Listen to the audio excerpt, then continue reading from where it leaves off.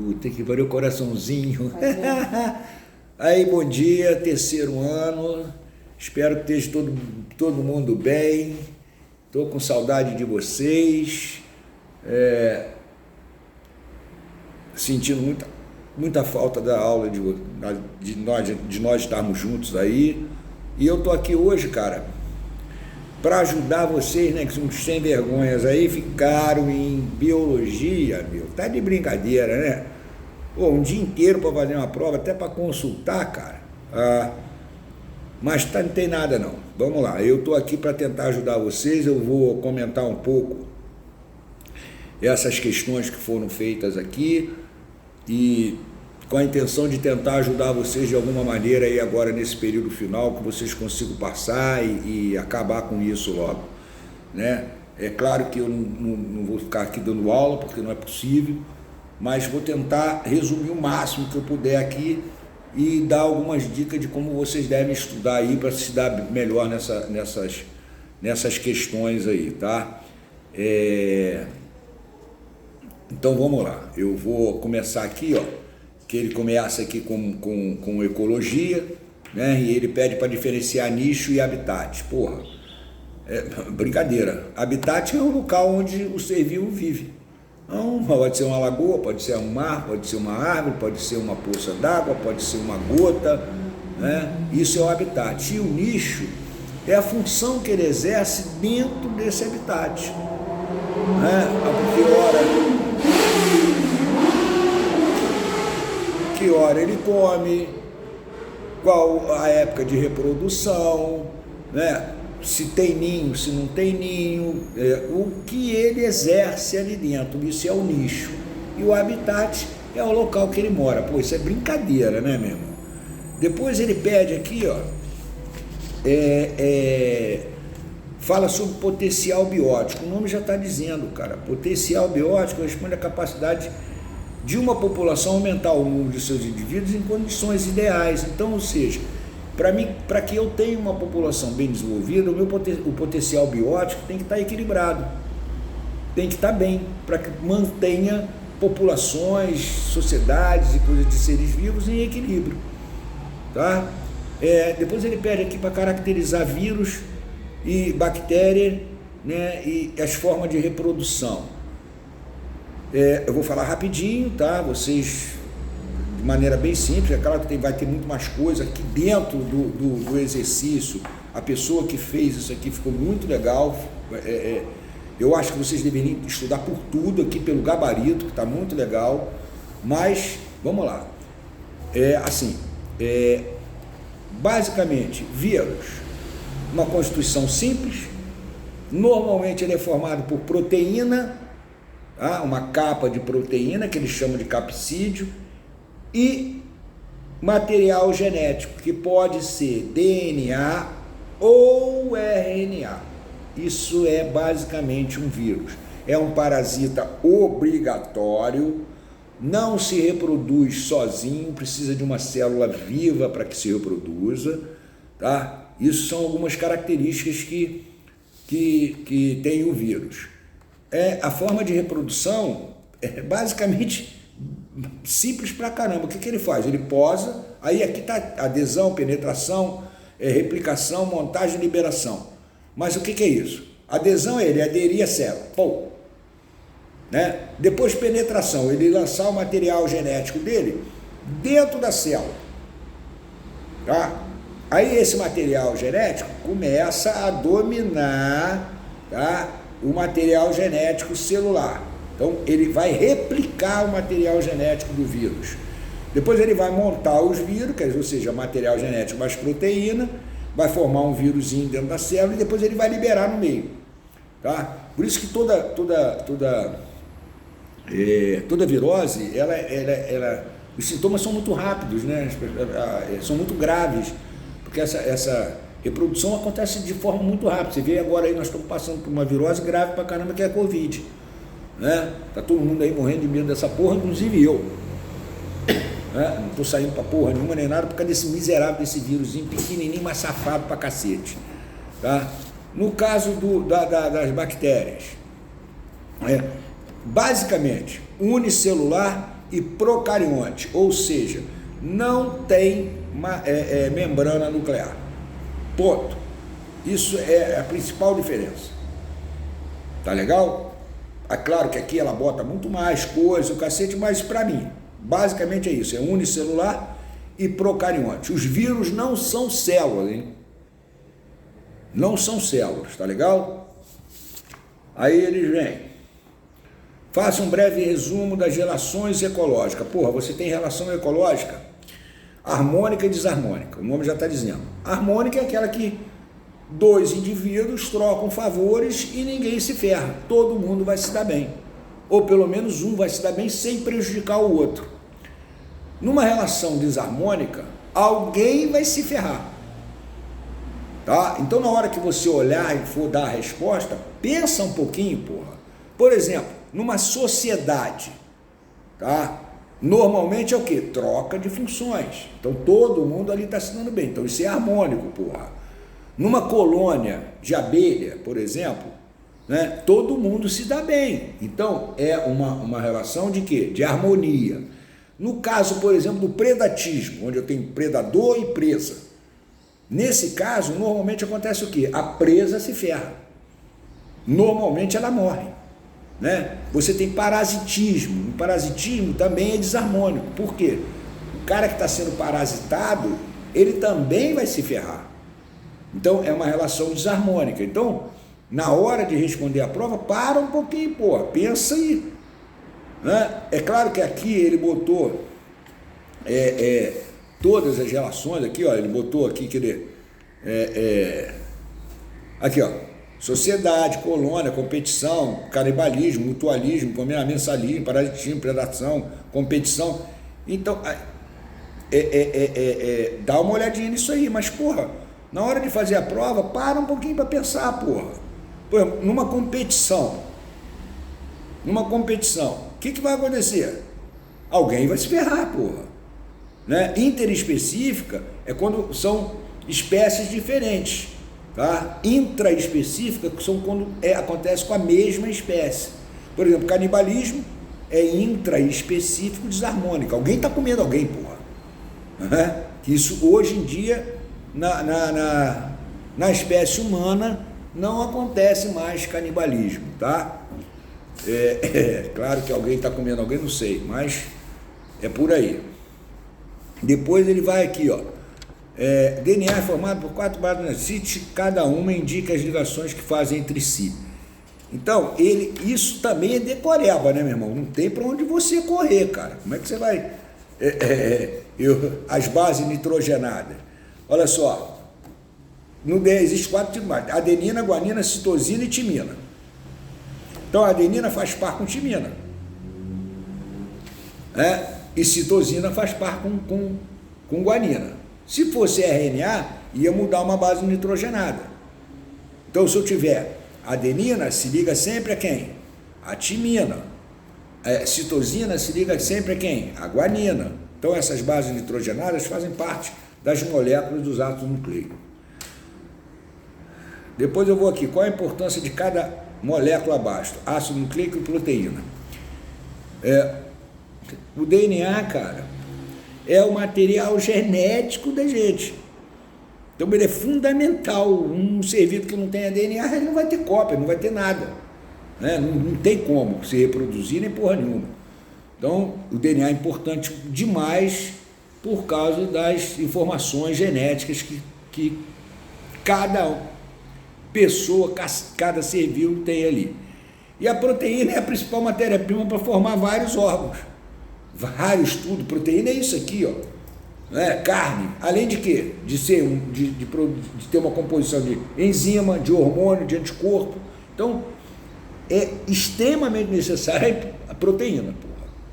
Então, DNA tem a ver com código genético e a proteína com a estrutura do corpo humano, tá legal? E algumas enzimas, hormônios e anticorpos. Agora ele vai para a genética. O legal daqui é a ordem. Primeira lei e segunda lei de Mendel. Vamos falar alguma coisa de genética um pouquinho antes disso aqui. Eu preciso saber alguns conceitos de genética.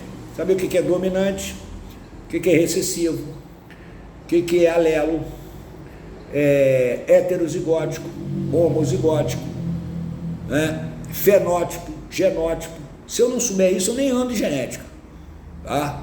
Então procura saber o que são essas coisas. Homozigoto, por exemplo, são iguais. Homo quer dizer igual, hétero quer dizer diferente, então tem dois alelos diferentes. Fenótipo é o que eu estou vendo numa pessoa, característica externa. Genótipo é interno, é o gene do cara.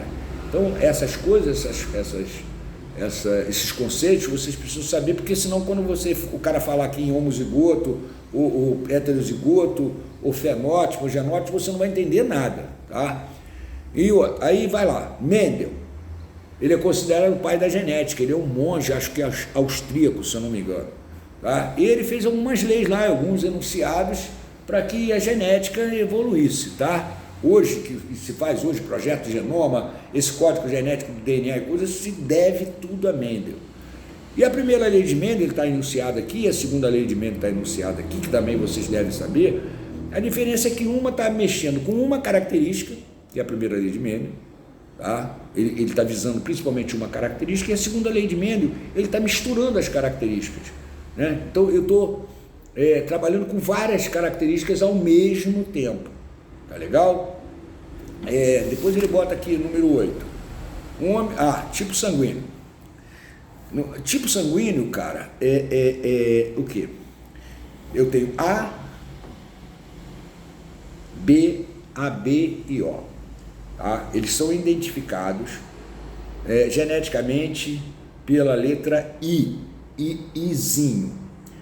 Então, por exemplo, o cara que tem um grupo sanguíneo A, ele pode ser Izão maiúsculo A, Izão maiúsculo A, ou Izão maiúsculo A, Izinho. Izão e Izão são homozigóticos, Izão e Izinho são heterozigóticos. Tá? Para o B é a mesma coisa, para o AB é IA, IB grande, I maiúsculo, e para o O é Izinho, Izinho. Então, teoricamente, o O é o recessivo, por isso tem muito menos sangue O e AB no planeta. Tá? Aí ele mete aqui, ó, se um homem com grupo sanguíneo A teve um filho com uma mulher com grupo sanguíneo B, qual é a probabilidade desse filho ser do grupo AB e do grupo O? Ele fez aqui, deixa eu ver aqui como é que ele fez. Se ambos foram homozigotos, para a característica, a probabilidade do filho ser AB de 100%, é claro. Né? Caso ambos sejam heterozigotos, a chance do filho ser AB de 25%, de A 25%, de B 25% e de O 25%. Né? Você vai cruzar um cara com o outro. Se ele for homozigoto, né? Como é que vai ser a coisa? Vai ser Iazão e Iazão.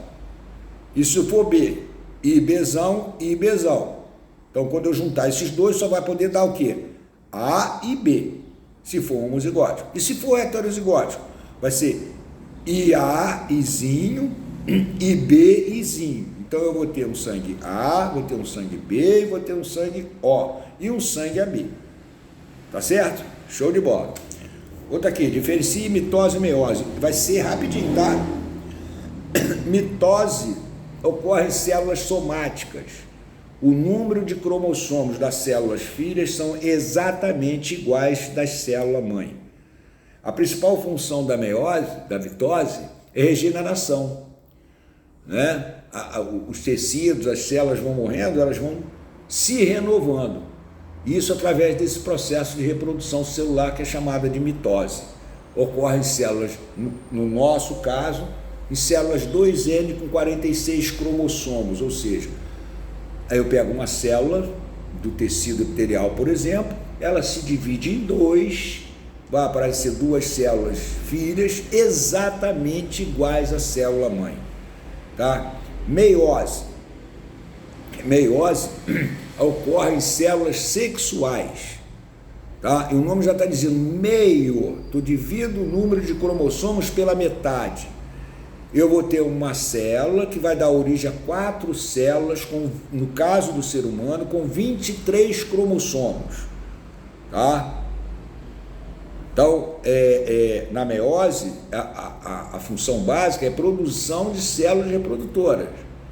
Tá? Na mitose, é principalmente a renovação das células que foram perdidas, ou seja, a manutenção das células no corpo humano. Mitose ocorre em células somáticas, meiose ocorre em células sexuais, tá?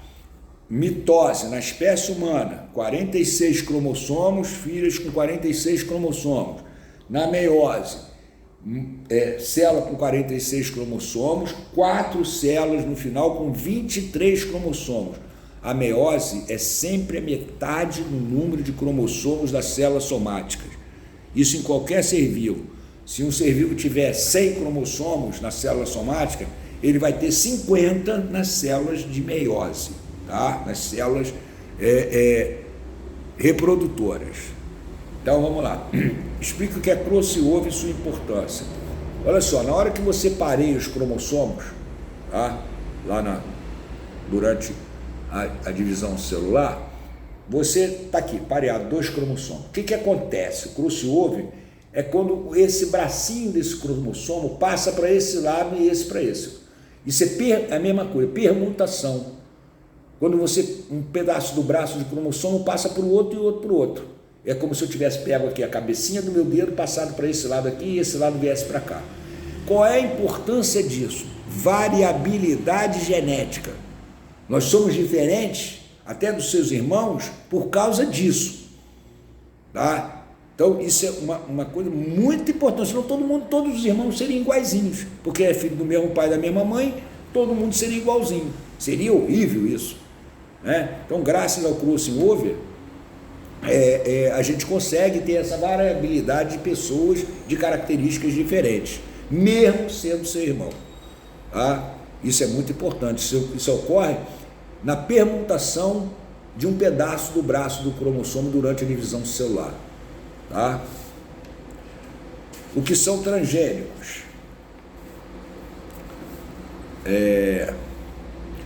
São organismos geneticamente modificados. Ponto. Acabou. Isso eu posso fazer em qualquer coisa. Hein? Eu posso modificar um animal, posso modificar um vegetal, ele vai ser transgênico. Existe aí algumas correntes que não são muito a favores, outras são a favores.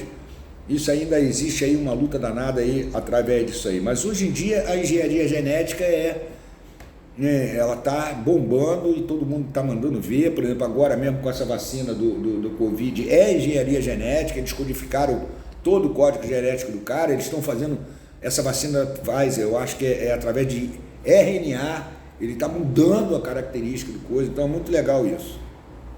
Tá? Depois eu tenho assim, ó, em que situação usa a técnica do DNA fingerprint? Literalmente quer dizer impressão digital do DNA. É a partir da análise do DNA de um organismo que pode ser identificado a nível de indivíduo.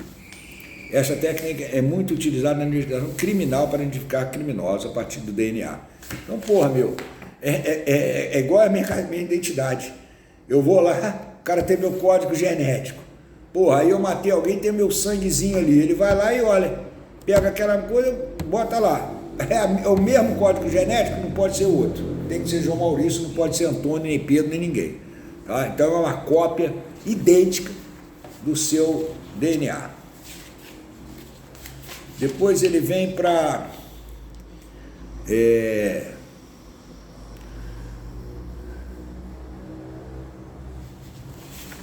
toma ordem. Diferencie se ela procarionte de eucarionte. Pô, é brincadeira. Só isso aqui, ó. Procarionte apresenta membrana. Procarionte não apresenta membrana nuclear. O seu material genético está solto dentro dele. São células muito mais simples. Eucarionte, basicamente a diferença, apresenta membrana nuclear. Seu material genético está diferenciado dentro da célula. Tá? É basicamente isso. É claro que ela colocou aqui muito mais coisa, mas para mim já caberia assim, ó. Tá legal? Depois ela vai aqui para onde? Vamos ver. Célula vegetal de célula animal. Cara, isso também tem que comparar. O ideal é que você pegasse assim, célula animal, célula vegetal e botasse o que estava presente em uma e presente na outra. Mas a célula animal não tem parede celular, a célula animal não apresenta cloroplastos, né, vacúolo celular, né, então são algumas diferenças que quando você for lá, se for estudar, você bota célula animal e célula vegetal. Né? Então, por exemplo, você não vai achar na célula vegetal pulmão, você vai achar o quê? Cloroplasto, que faz a fotossíntese. Né?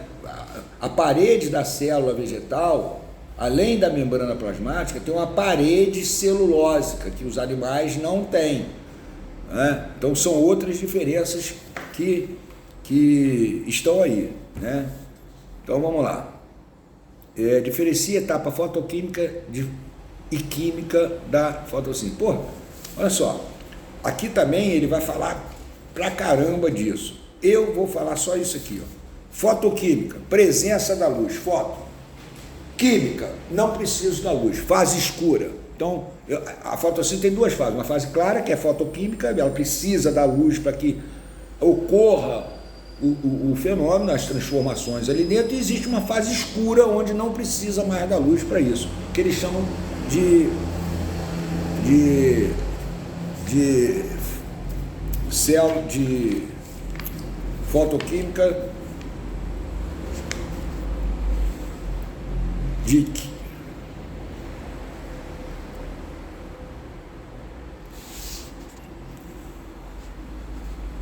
onde eu não tenho que usar a luz para isso, faz enquanto estão de cloroplasto, tá? Então eu tenho uma fase clara e uma fase escura. Fotoquímica clara, químio escura, sem a necessidade da luz, tá? Mas não existe fotossíntese sem luz, ele tem que ter luz para que ela ocorra, tá? Então vamos lá. Depois o cara pergunta aqui para mim o que? Em qual parte da folha ocorre a fotossíntese? No limbo, que é aquela partezinha mais reta, e a organela responsável pela fotossíntese é o cloroplasto. Olha só, não existe fotossíntese sem clorofila e cloroplasto, tá? Tem que ter, senão não ocorre a fotossíntese, tá legal? O pigmento é clorofila e a organela é cloroplasto. Diferencie respiração celular e fermentação, porra, cara.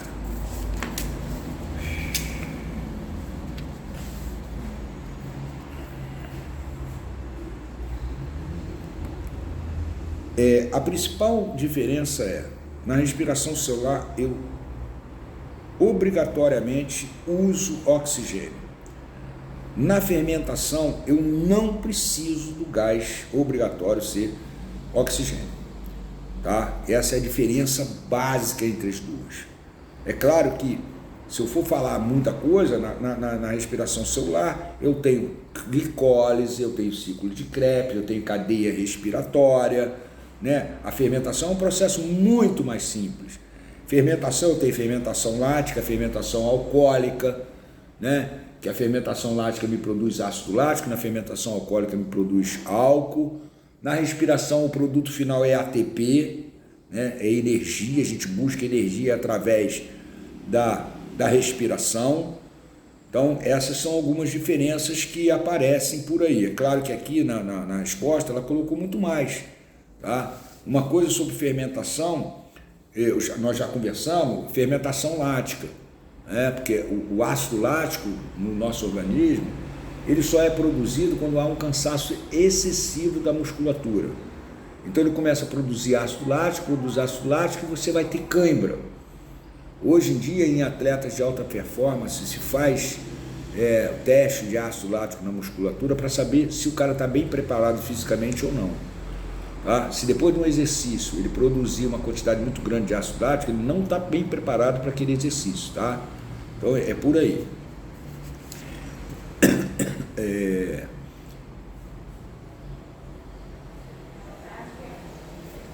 Transporte entre a membrana, cara. Eu tenho transporte ativo e transporte passivo. Transporte passivo, ele não gasta energia. Tá? Ele obedece o gradiente de concentração. Por exemplo, difusão. a passagem de uma substância do meio mais concentrado para um meio menos concentrado. Eu não gasto energia para que isso ocorra. Tá? Eu saio de onde tem mais para onde tem menos. Osmose também é um processo passivo, só que quem está passando na osmose é água, quem está sendo transportado é água. Então eu saio de um meio onde tem muita água para um meio onde tem pouca água. Então eu saio no meio hipotônico para o meio hipertônico. E eu tenho transporte ativo, que eu gasto energia, né, que normalmente ocorre contra o gradiente de concentração, ou seja, sai de onde tem menos, a matéria é mesmo, ó, de onde tem menos para onde tem mais, tá? Normalmente ocorre em bomba de sódio e bomba de potássio. Se pedir para dar um exemplo de transporte ativo, dá esses exemplos que não tem para onde errar, tá? A diferença de um para o outro, um gasta energia, outro não gasta energia. Então, vamos lá, mesma coisa, ó. É terceiro ano. Aí você repete a mesma merda. Aqui atrás tudo é igual, ó. Do segundo. Igualzinho. Os caras. Mesma merda. Os caras não aprendem porra nenhuma. Esse é o terceiro ano mesmo, né? Imagina se eu estivesse falando aqui 3 horas, tudo do segundo ano. Vamos lá, vamos continuar aqui, meu irmão. Presta atenção aí, porra. Tô vendo aí, nego desatento, hein? Olha, presta atenção, olha aqui. Qual é o papel do... ele pede aqui outra coisa. O ser humano possui 4 tipos de tecido, características. Porra, meu, olha pra você, tecido epitelial, tecido muscular, tecido nervoso, tecido... tecido pra tudo que é lado aí. Então, na hora desse negócio dos tecidos aí, você para um pouquinho, pô, olha pra você, cara. Olha pra você que você vai ver que você consegue responder isso aí bem legal. Tecido epitelial, tecido conjuntivo, que o tecido conjuntivo apresenta um monte deles, tecido muscular, tecido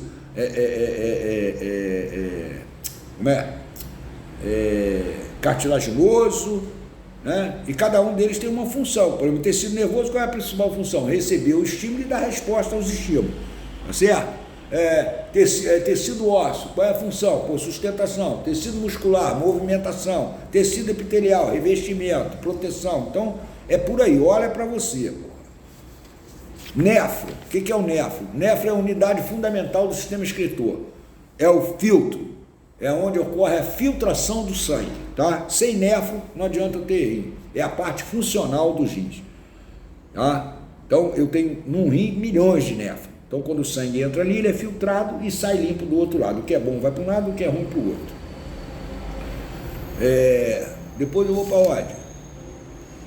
Respiração celular e suas etapas. Olha só, cara, eu não vou explicar as etapas todas não, porque, porra, eu vou falar delas rapidinho. Toda respiração começa, todo o processo de produção de energia, de alguma forma, começa em glicólise. Tá? Respiração celular começa em glicólise, fermentação lática em glicólise, fermentação alcoólica em glicólise. Tá? O que é glicólise? É pegar a molécula da glicose e quebrar em 2 de ácido pirúvico. Isso é glicose. Ocorre em todos os sistemas de busca de energia. Tá legal? Então, aqui ela fala, show de bola, tudo bem. Depois ela fala, segunda fase, passou da glicólise, ele vai entrar no ciclo de Krebs, ou ciclo do ácido cítrico. Qual é a substância que dá início ao ciclo de Krebs? Acetil coenzima A. Tá? Então é ali que começa. Quando eu tenho acetil coenzima A, eu vou começar o ciclo de Krebs. Então a primeira é glicólise, depois ciclo de Krebs, tá? Depois fosforilação oxidativa ou cadeia respiratória, que nada mais é uma transportadora de elétrons, tá? Ela transporta os elétrons que foram produzidos e liberados nessas 2 fases até o final da cadeia. Tá legal? Aqui ele fala eu vou falar NAD e FAD. O que é NAD e FAD? Carregador de hidrogênio. Eles transportam os hidrogênios durante o processo até o final da cadeia. Ao final da cadeia, o processo da respiração terão sido produzido no máximo 32 ATPs. Isso aqui é o que a gente busca, 32 ATPs, tá? Que é o que vai fazer nosso organismo realizar as funções vitais. Depois ele vem teorias evolucionistas. Então o cara fala aqui de quê? De Lamarck e Darwin, né? Lamarck, a principal coisa dele, lei do uso e desuso, tá? Lamarck dizia que quanto mais você usa um órgão, mais ele se desenvolve. Quanto menos você usa um órgão, menos ele se desenvolve. Isso está certo? Tá. Só que ele dizia que isso era transmitido a seus descendentes. E não é. Não é porque o cara é um halterofilista, forte pra cacete, que o filho dele vai nascer assim, né? Então ele errou aí, tá? Darwin, seleção natural. Só os mais bem adaptados conseguem sobreviver ao meio ambiente. Então o próprio meio ambiente seleciona esses caras, tá? Essa teoria é aceita até hoje como certa, e né? O meio ambiente como é que eu vou falar para vocês? Inibindo ou não inibindo um ser vivo. Então aquele que é bem adaptado vai viver naquele ambiente, aquele que não é, ou vai sair dali ou vai morrer. Tá?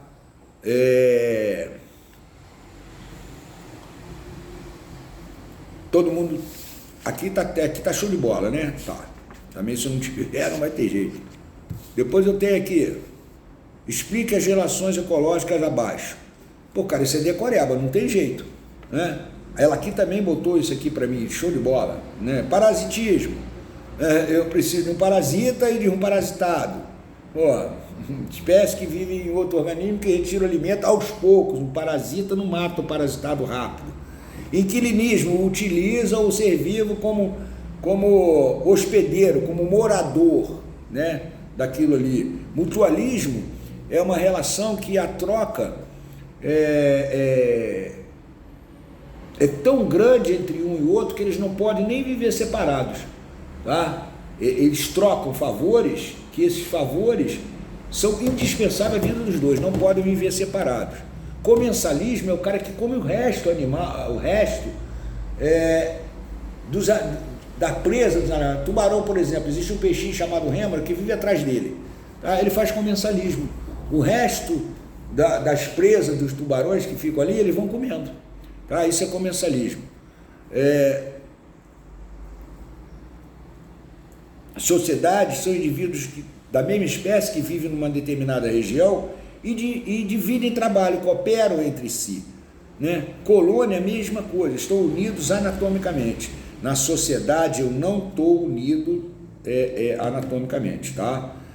Nas colônias eles estão unidos de modo a parecer um ser vivo único, por exemplo, um coral. Tá legal? Agora vamos lá, os vírus não são considerados, seres vivos são considerados parasitas intracelulares obrigatórios. Explica o que isso significa.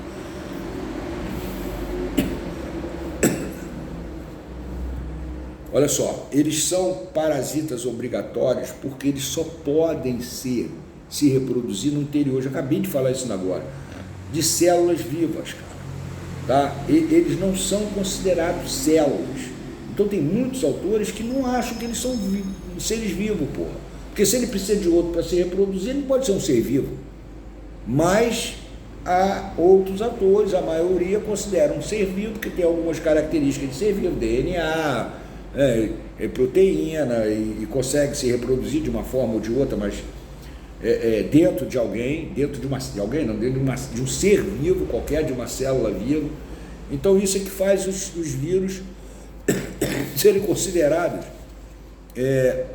não são considerados seres vivos. E parasitas obrigatórios é porque ele precisa se reproduzir dentro de um organismo vivo. Depois ele te dá aqui, ó, sabemos que o albinismo é uma anatomia genética recessiva em que o indivíduo portador apresenta deficiência na produção de melanina na sua pele. Se um rapaz albino se casa com uma menina que produz melanina normalmente, porém que possui mãe albina, qual é a probabilidade do casal ter uma filha albina? Olha só, cara, o menino eu vou usar uma letra A, tá? O menino é azinho, azinho, tá? Azinho, azinho. O menino, porque ele tem albinismo. A menina, ela não é albina, ela é só portadora porque a mãe é albina. Então ela é azão, azinho, tá? Ela é portadora da doença, mas não tem a doença. Quando você pegar lá e cruzar azão, azinho, azinho com azão, azinho, você vai ver que você vai ter filhos albinos e filhos não albinos, tá? A proporção eu teria que fazer. A probabilidade, então aqui, ela fez até um quadrinho, ó. Ela usou X para mulher e Y para o homem. Então, olha lá. Assim sendo, a probabilidade de ocorrência do albinismo numa filha é de 50%. Aqui, ó. Duas. Aqui, ó. Os 4 são 100.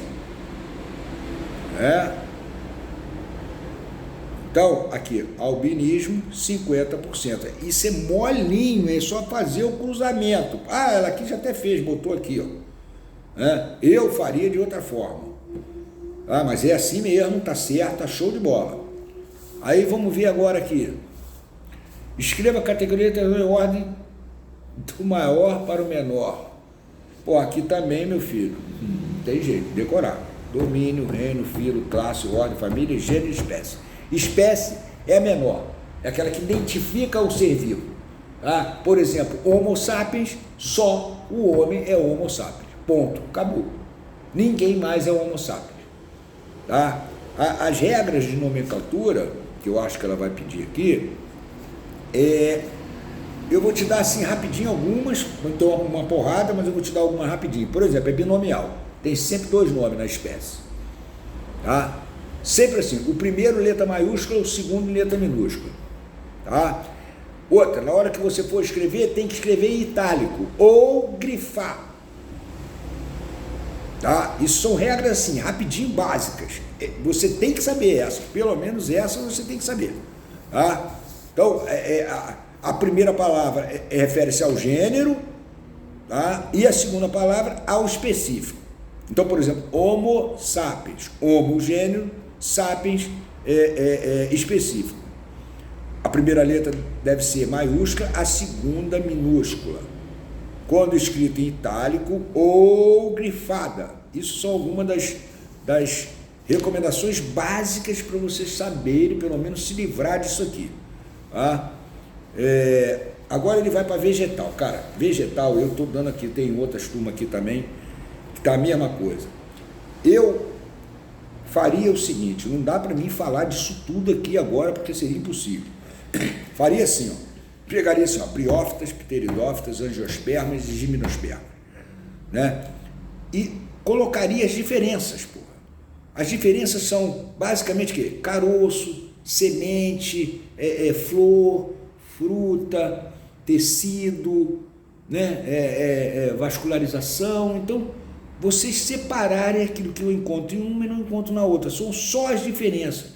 Porque se você souber as diferenças, é rapidinho, meu irmão, algumas delas, né? Então, não precisa decorá-las todas, mas algumas delas, e a maneira melhor de estudar é você fazendo isso, né? É igual aqui, tecidos, a mesma coisa, você olha para um vegetal como um ser vivo igual a você, então ele tem tecido de sustentação, você também tem, você tem tecidos de transporte, eles têm também, floema, xilema, e separando isso. Porque senão, cara, vocês não vão conseguir fazer esse negócio de vegetal, não. Ela aqui, no gabarito, porra, ela botou tudo, cara, tá show de bola, mas você vê o tamanho da resposta. Você não tem condição de dar uma resposta desse tamanho. Então, você procura essas diferenças, e isso vai fazer com que você responda bem sucinto, bem resumido e certo, tá? Aqui, sistema digestório, né? Caminho da comida. Porra, meu, aqui atrás também, o professor, a professora fez o caminho e botou um monte de coisa, tá? que é o certo. Resumindo, seria o quê? Eu acho que todo mundo aí começa comendo pela boca, né, meu irmão? Não tenho certeza, mas acho que sim. Então, olha lá.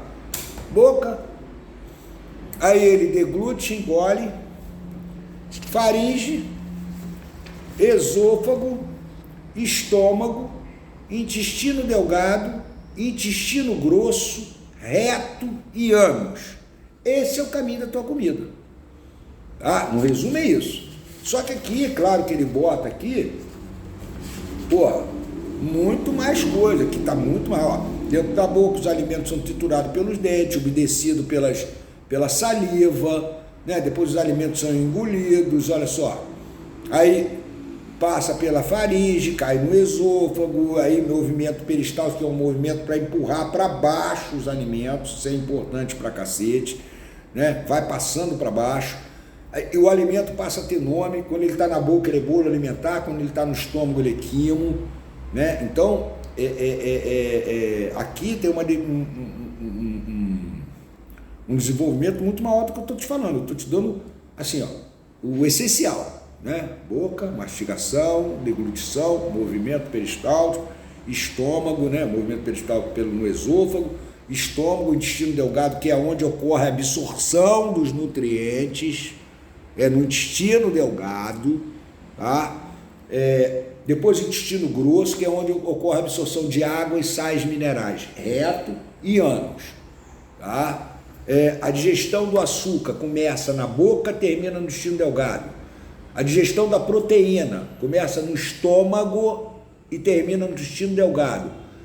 A digestão dos lipídios começa e termina no intestino delgado. Água e sais